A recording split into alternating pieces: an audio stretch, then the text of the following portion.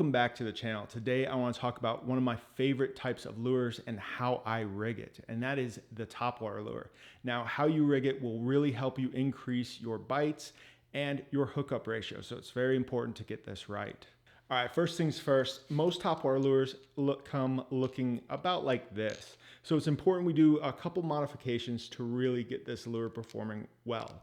And the first thing we're going to do is we're going to take off the split ring that comes on the eye of the topwater. Now this is there to add a little bit more action to the lure, but I like to use a knot, which I'll get to later, to really do this. And I have a little bit more control with that. Not only that, but a split ring like this is something that could easily fail. So just to take it out of the connection, I think is going to improve your hookup ratio. Not only that, the chances that you land that big fish. All right, the next thing I'm going to do is I'm going to actually remove all of the treble hooks on the lure.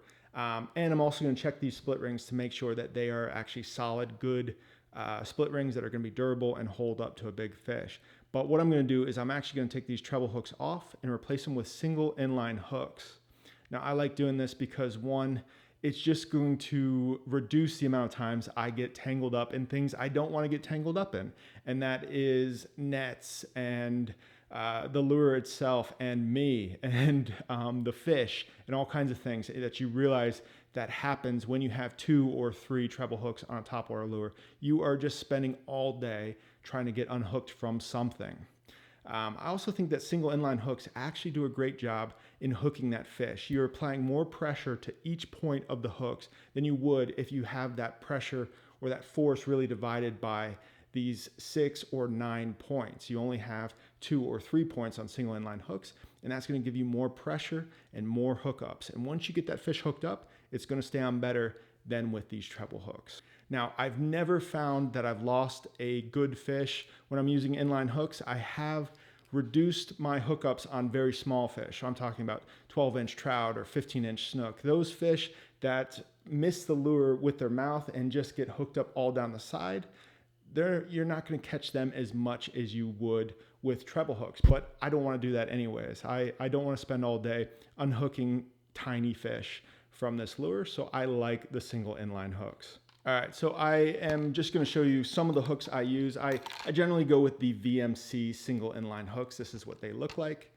And all you'll need to do is get a set of nice split ring pliers, and you'll be able to get the treble hooks off and put these inline hooks on.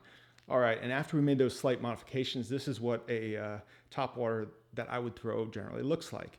It's going to have no split ring and these single inline hooks. Now, I always orient the single inline hooks in a way that when this topwater is moving through the water, these points are still going to be exposed. So this front one needs to be the point facing forward so that when it's moving forward, you've got that point out. This one doesn't matter as much, but I generally want to have it pointing more out the back so that when it's moving forward, the point is up. All right, now with topwaters, with my leader material, I'm generally using less than 2 feet of leader material, usually 2 feet to 18 inches of leader material. You don't need a lot of material. And what I'm always using is monofilament. I'm not using fluorocarbon for a couple reasons. Fluorocarbon is much denser than monofilament. That's what gives it its strength versus its smaller diameter. So it's a dense material and it's going to sink, which is going to cause the nose of your topwater to also be pulled down, which is not going to give it that free action that you want in a topwater. So I'm always using monofilament. I'm using 18 to 24 inches, and I'm connecting that to the lure via a loop knot. So this is why we're taking that split ring off. This loop knot is going to give it that extra range of motion and give that extra action that you really want in a topwater. Now, the size of your leader is going to really depend on the situation you're throwing in. If you're throwing to large snook, you're going to want to beef this up and go maybe 30-pound monofilament. If you're throwing over grass flats to redfish or trout, you are going to step that down to 20 pounds, maybe even less.